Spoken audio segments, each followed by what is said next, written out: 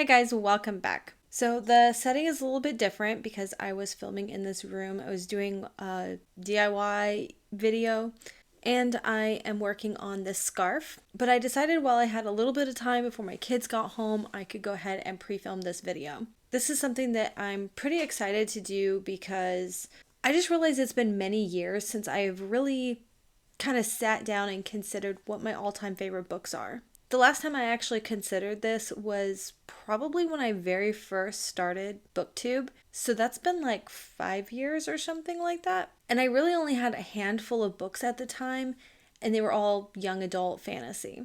And Twilight was number one. Last year, was 2023, it's February 2nd, 2024, so not that long ago. But 2023 was probably a really rough reading year for me, one of the worst since I started booktube. It really hit me that I had completely lost myself in reading what everyone else was reading. True, I did want to read it. There was something that made me want to read it. There was something that I felt was interesting. While I'll always want to try new things, I don't want that ratio to be like everything that's out of my comfort zone I'm reading, that's all I'm reading, and then the things that I know that I like is down here. And I think that that's exactly what happened last year. So this is going to be the start of several videos kind of along the same lines of really just getting back to the things that I truly enjoy out of reading, out of the books that I pick up. So the idea is that I'm going to go through different categories and kind of isolate what my favorite books are and figure out why they're favorites. What kind of tropes do they have? What are the characteristics of maybe the characters of the world? Or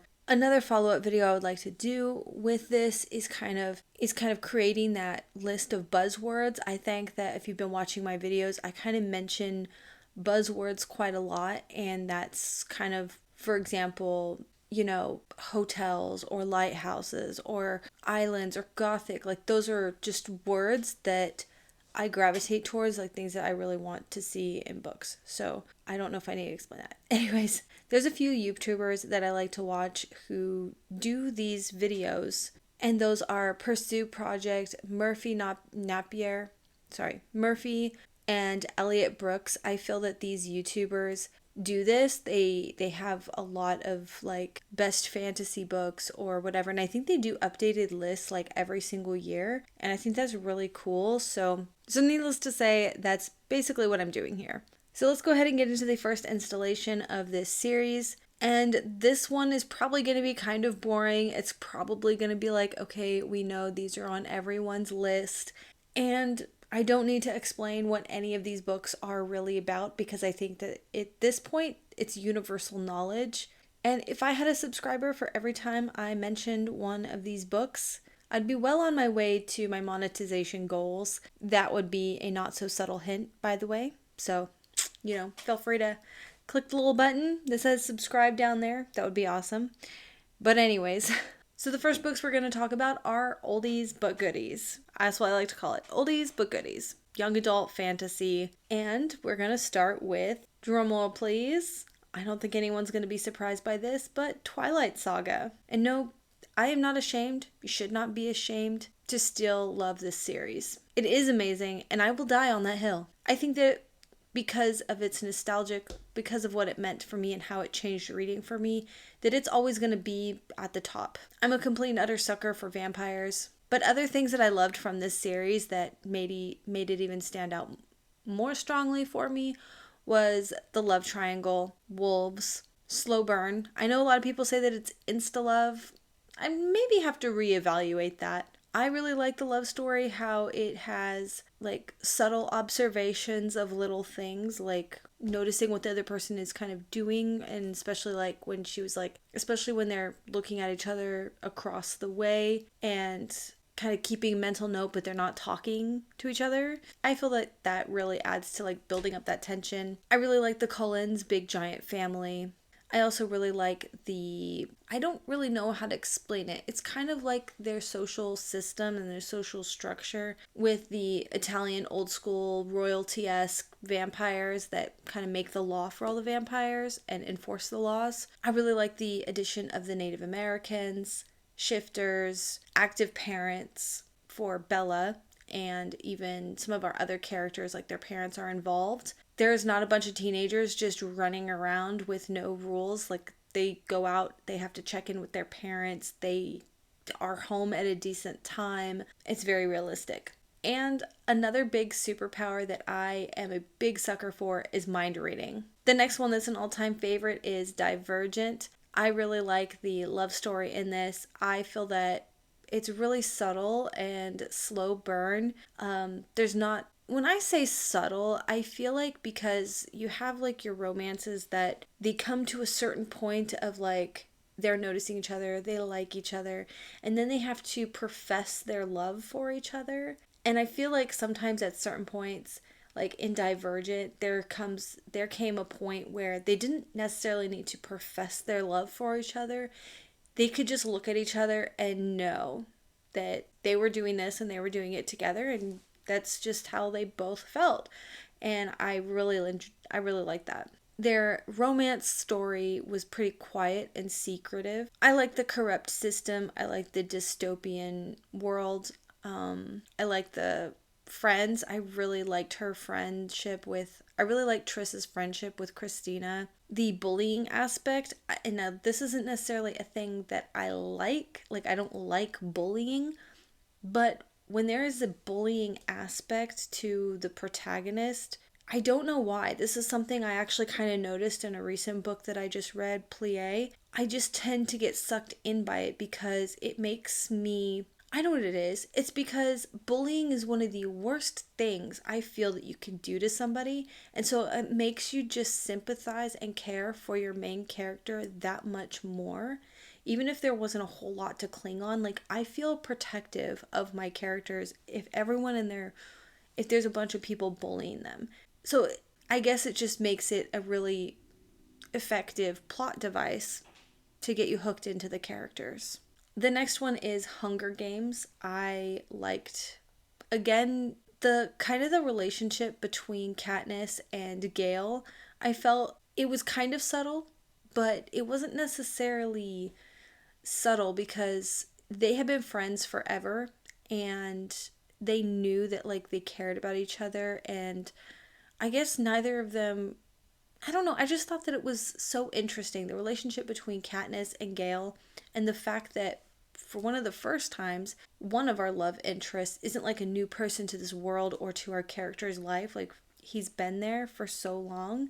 She grew up with him, and then she's kind of held a torch for him, but their world is just in such chaos all the time that it's like they don't really have time for romance. They're just trying to kind of just get by day to day, and life is hard. And I thought that that is pretty realistic. There's a lot of stories where, life is chaos, you're running for your life, but somehow our characters have the time to fall in love and make time for that relationship. And I think that that is so silly and ridiculous sometimes.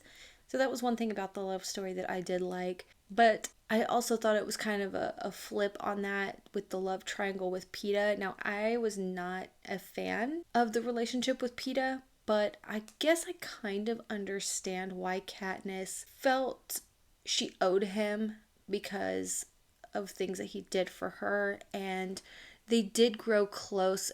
And I think they grew close because there's something that they went through that Gale will never understand. And then it did kind of make sense as Gale and Katniss's relationship kind of went in opposite directions because their goals had changed. So there was that whole thing. I thought it was just different than what you see in a lot of other books, so I like that. I also like that they kind of had this idea, at least from the Capitol's perspective, they thought they were creating this utopian society, but it's very corrupt and it's like broken by class, and that's kind of thing. I guess it's not necessarily like utopian. It's another dystopian. I'm a big fan for dystopian. The next one is Delirium, and I loved this one. This is a slow burn love story that I really liked. I don't think this one is as popular as the others that I have mentioned. So quickly, Delirium is another it's a utopian society, instead of dystopian society, it's a utopian society where in this community they have managed to eradicate love. So when characters reach a certain age, they can go have this operation done and have their love taken away. And I also thought that it was really well done because they believe that love makes us do crazy things. It makes us irrational. And while that's all very true, it also affects love in other kinds of aspects of our life, like passion or love for different hobbies or careers, passion and love for our spouse. They do still have to procreate, so they kind of, since they don't feel love, they do kind of like pair them up with a ideal mate, and then they go on to create a family, but like there's no love there, so their relationships are just like business as usual kind of thing. And then they don't have, and then at the same time though, they also don't really have love for their children. And while there are a lot of homes that are just, your, I guess you call it like nuclear families, mother, father, children, like they just do it because that's what you're supposed to do. There are other families, other parents who don't feel they struggle harder just to do that duty, and so there's a lot of homeless children, a lot of children that are like abused and stuff. So I thought that was kind of an interesting aspect to that story. And then our main character is like, she cannot wait. She lives by the book and she cannot wait to go get her love taken away. And then her friend, on the other hand, is like, I don't know, aren't you kind of nervous and stuff like that? And she's a little bit more apprehensive. But then, of course, I think that it's like a month before her operation, she meets a boy. And this flips everything upside down and challenges. And now suddenly she's afraid because she's afraid that her feelings for this person will change. And this is a really slow burn love story. They spend a lot of afternoons just like going on picnics and hanging out and talking about all kinds of stuff.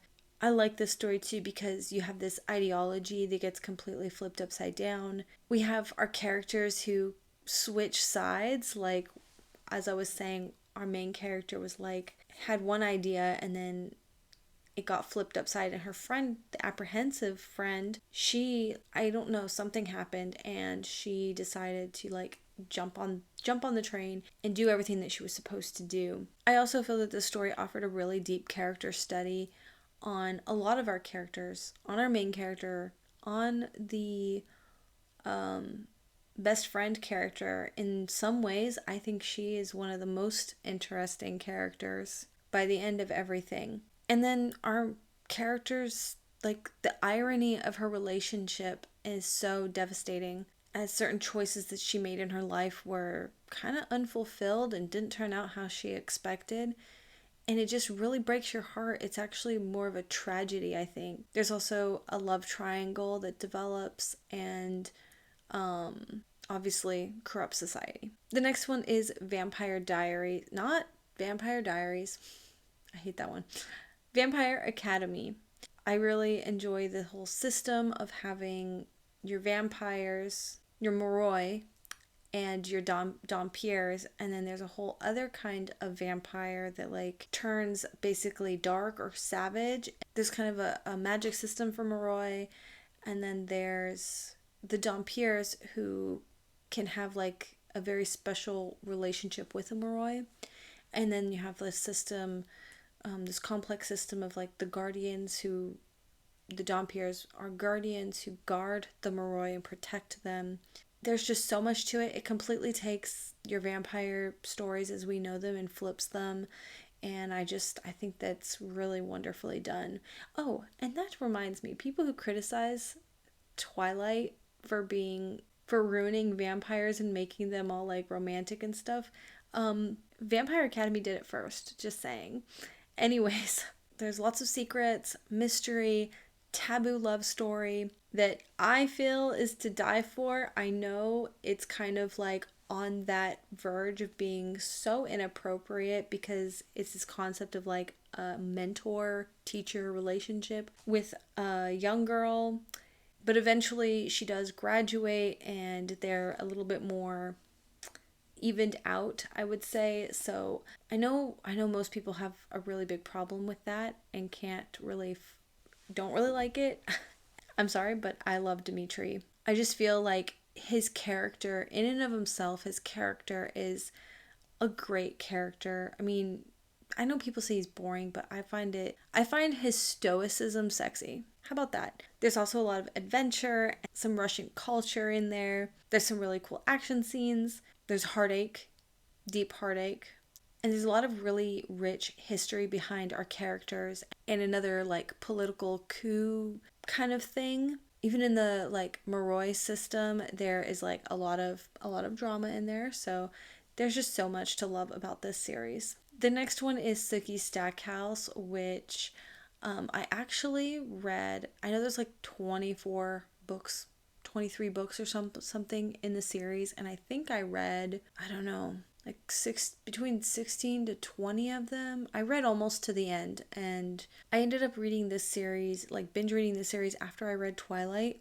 And I really like this series because I kind of, at the time, I was thinking, oh, vampire stories, that's for, young adults. And so this was an adult story. I really liked vampires again. I like the concept that took place in a world where vampires kind of let their existence be known to the general public after so long, and I think that really changed society. So I thought that was a really interesting concept.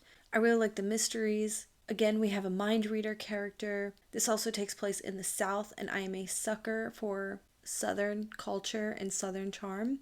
There's definitely like a specific flair, and you can hear the accent when you read the book. Like I could hear that Texas accent reading through the dialogue in the pages. So it was very prevalent. There's a lot of quirky characters that were so dynamic, and I really fell in love with all the like side characters too.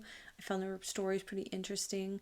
And I thought that, that merging of fantasy to reality was so well thought out from all different realistic feelings that people would have if that actually happened, from people who would be scared and keep them as outcasts and judge them and not allow them to shop or be in their businesses, refuse to serve them, kind of really backhanded ways of trying to make them feel as bad as possible.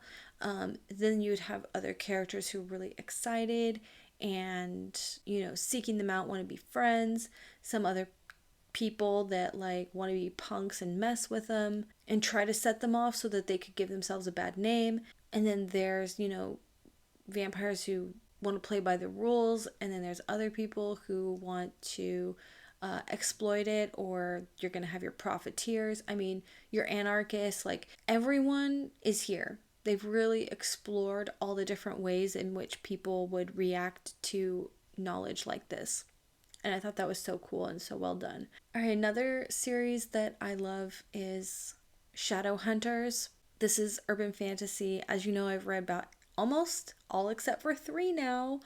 Every single book in the saga, which spans like I don't know, many series and novellas and short stories. So far, it is the only story about kind of like angel lore that I'm into. I like the magic. I like the love triangle. I like that it's just this epic saga that goes on. There's so much humor. I love the banter and the dialogue between our characters and the humor and the way that like Jace and the other 2 shadow hunters in the first book, like how they get along, because they're basically like siblings. Well, 2 of them, Alec and Isabel, are siblings, and then Jace is like, brother from another mother or whatever. And I just feel like their dynamic is pretty interesting.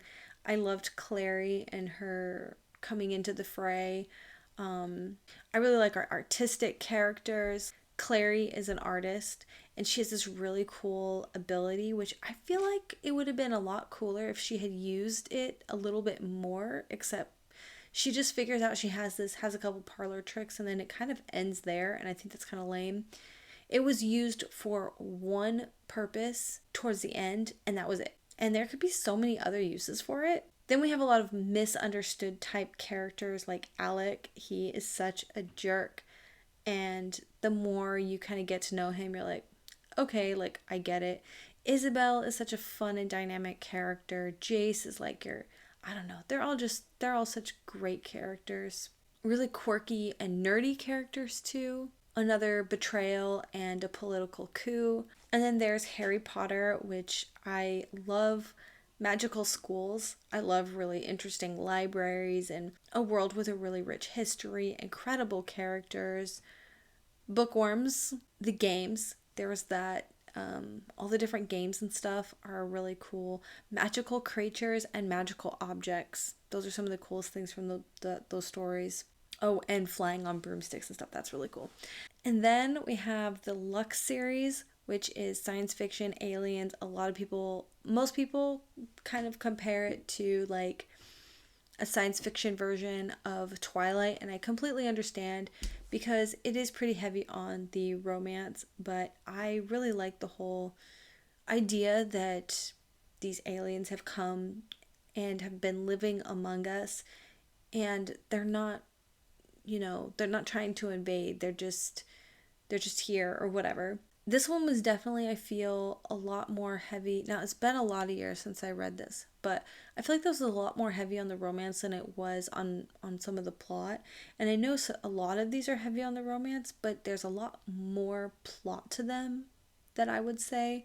I did like the love story in this series, and I like the aspect of the secret society, the love story, the slow burn love story, the secret society aspect. Our main character was a book nerd, book loving, booktuber. And there's also kind of this aspect with the love story that was a little bit of a reluctant love story. Now, there's a few others that I'm going to mention, and I haven't actually finished the series. They are older from, Oldies Book Goodies generation. I remember starting them and just really liking them, but for whatever reason, I just haven't finished them. But they have stuck with me nonetheless. And one of them is Matched. And I really wonder if I would still like this as much, but I remember it kind of had the same concept of Delirium, where Matched, they have this way to match you with your perfect match that's going to make the most sense. And people in this dystopian or actually no, this would be considered a utopian society again, and people would not even really think about it because it didn't matter. They would look forward to being matched based on some sort of information, and girls would just dream about who they're going to be matched with, and this match is guaranteed to give them security and a perfect happy life. But our main character, Cassia, her match got kind of messed up because she ended up having two matches.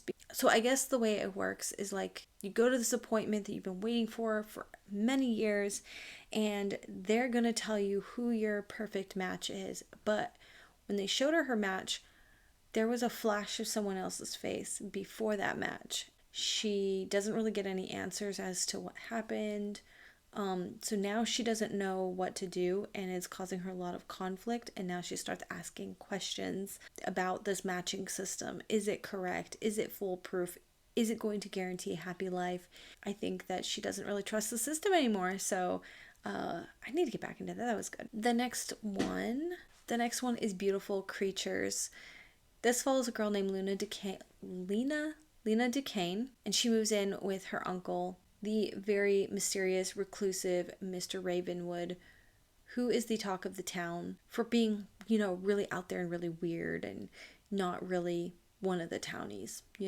But he's got a lot of money. He lives in this really fancy old mansion. So when Lena comes there, she is really trying to just fit in, live a normal life. Mr. Ravenwood, Lena Duquesne, she's part of this big witch family, and witches are called casters in this world. I guess all casters will reach a certain point, a certain age, where they will then be confronted with choosing like light or dark. And because her mother ended up being taken by the dark, she's terrified that that will be her fate as well, and she can feel something inside of her, and she's terrified of the dark taking her and changing her. And so this causes a lot of grief for her, and she's very well just set on staying low and everything like that. But then we meet Ethan Waite, who is very enamored with her. I love it. I love their love story. She is definitely reluctant because there's a lot about her life that Ethan cannot understand, but he's just so like friendly and just popping up everywhere and wanting to be her friend and protecting her from people talking bad about her in the town. She can't help but fall in love with him, but then things happen that come between their relationship, and Ethan is steady and strong and will weather the storm with her and is just so confident that they can work things out, and they just have such a great love story. Also, if you're a book nerdy who love a lot of literary references in your books, you will get it from here. There's also a really cool underground library that they spent a lot of time in. And yeah, there was a point, I think, when it came to books 2 and parts of book 3 where it did bog down quite a bit with Lena's almost like a depression. And going through that with her is kind of tough. And I feel like that's kind of where I started to fall out of the story. But there's a lot more books in the series. And I think there's like a lot of novellas and little spin off stories about some of the other characters that I really want to know more about. So I do want to get back into that series. And then we have, oh, and also it takes place in the South. I want to say it's like Savannah, Georgia, or where is it? Oh my goodness. Because they have like a very like Georgian, I feel like they have a really Georgian accent. I can't remember exactly where this takes place. It's somewhere in the South though, and it still has Southern charm. And if you know about the South, there are different cultures depending on whether or not you're in different accents. If you're more like Texas Southern, Louisiana Southern, Georgia Southern, Alabama, where I live now. Technically, where I'm up in North Alabama, it's a very big mixing pot. So there's just difference. Oh, and then there's like Mississippi. But anyways, I got 2 more. The next one is Maze Runner, and this is another series I have not. Obviously, I said that I didn't finish it. I didn't finish the series. I think I made it through book 2, and then I know at the time we were doing a lot of gaming in Final Fantasy and I was working, so yeah, I don't know. My husband also really liked these books and we saw the movies, but I remember really liking the story. I think it was so good. What do I like about Maze Runner? I guess I liked that you had this group of boys that was like stuck in this maze. I mean, I guess just everything about it and just kind of not knowing what the hell's going on because the characters don't really know what's going on. I really like the addition of when they dropped the female character in the maze with them because they were like, there's never been a girl before. And I just loved that dynamic. I thought that made it so much fun. It's just kind of like, this is guys' territory. What the hell are we going to do with a girl here? Everything's different. And then people kind of don't know, they don't know how to act around her, you know? So that was different. And then because she kind of has like a knowledge and a wisdom of things, I know she kind of, while she's adjusting, she kind of goes like batty, but she does kind of lead them kind of like in a way, and I thought that was just a really interesting dynamic. What time is it? Ooh, I gotta get going. Last one. Nightshade. This is one I listened to on audiobook so long ago, and it's just this urban fantasy about this pack of wolves and shifter wolves, and they have like their own thing that they do. They stick together, but there comes a human boy who is getting the attention of one of the females, and she's already supposed to be kind of betrothed to someone else in their pack. I think they're intended to be the pack leaders whenever the time comes for them to go, and she's just like, she's sick of the way things are with them. They've such a big pack mentality. I keep coming back to this story. I keep coming back. It's been so long, like I wish I could remember more of it. And I wonder if it's going to be a completely different story if I ever reread it. It keeps becoming relevant, and I keep using this book for references towards like wolf shifter books, and I want to add more to that list, so it's not my only go-to book, but I obviously liked it enough that I do want to read this one again. Well, I better end this video here because my son is getting out of his after school program right now. I need to hustle and go get him. So thank you so much for watching, and I'll see you soon. Bye.